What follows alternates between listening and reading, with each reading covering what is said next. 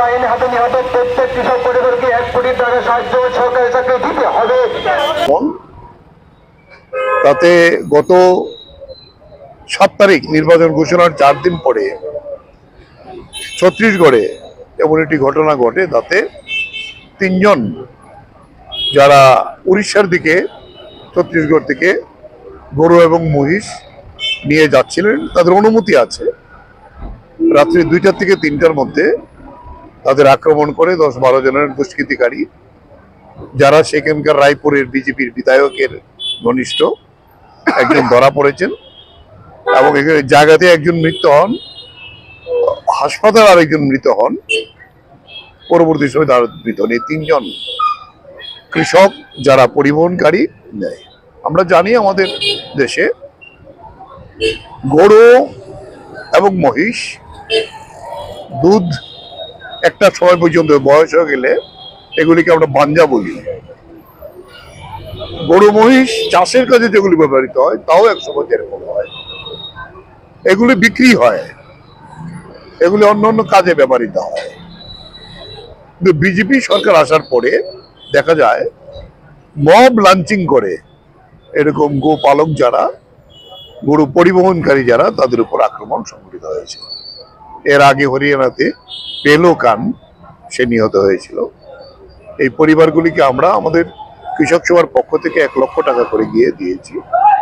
এই একের পর যে ঘটনা ঘটেছে আমাদের রাজ্যের মধ্যে, আপনারা জানেন 18-র আগে সুনীল দেওধর বলে একজন RSS নেতা যে এসেছিল, তারপরে নাম পড়ে গিয়েছিল কি খান,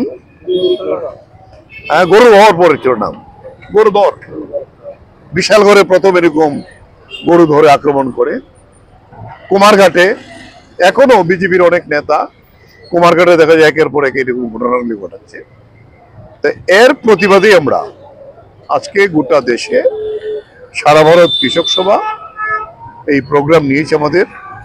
তাতে আমরা বলছি পার্লামেন্টে একটা আইন তৈরি করতে হবে। এই ধরনের যারা মব লাঞ্চিং করে, এরকম পশু ব্যবসায়ী যারা গৃহপালিত পশু, তাদের উপর যে আক্রমণ হয়, তারা সাধারণত সংখ্যালঘু সম্প্রদায়ের, এটি আক্রমণটা বেশি ধর্মীয় কারণে। আইন করতে হবে এবং যে পরিবারগুলো নিহত হয়েছে তাদেরকে 1 কোটি টাকা করে সরকারকে দেওয়ার ব্যবস্থা করতে হবে। আর এই যে আওয়ারা গরু বলে যেগুলো এরকম বাঞ্জা হয়ে যায়, সরকার প্রয়োজনে এগুলো কিনুক।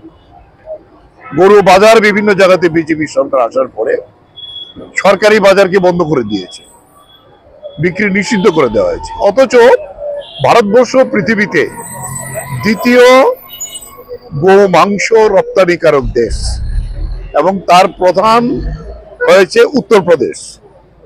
বিজেপির নেতারা এই ব্যবসার সঙ্গে যুক্ত, অথচ সাধারণ গো পরিবহনকারী যারা তার উপর আক্রমণ। এই হলো প্রধান ইস্যু আমাদের আজকে। দ্বিতীয়, আপনারা জানেন বাজেট কালকে লোকসভাতে পেশ করেছেন। এই বাজেটে আমরা বলবো যে একেবারে উচ্চ মধ্যবিত্ত যারা, ধনী যারা, তার পক্ষে কৃষিতে ফার্টিলাইজার এবং কৃষির যে বিভিন্ন ব্যাপারে অনেক আয়কর, রেগাতে বরাদ্দ কমিয়ে দেওয়া হয়েছে। আজকে যে বরাদ্দ দেওয়া হয়েছে তার 42,000 কোটি টাকা লাগবে গত বছরের বকেয়া দিতে। আগামী যে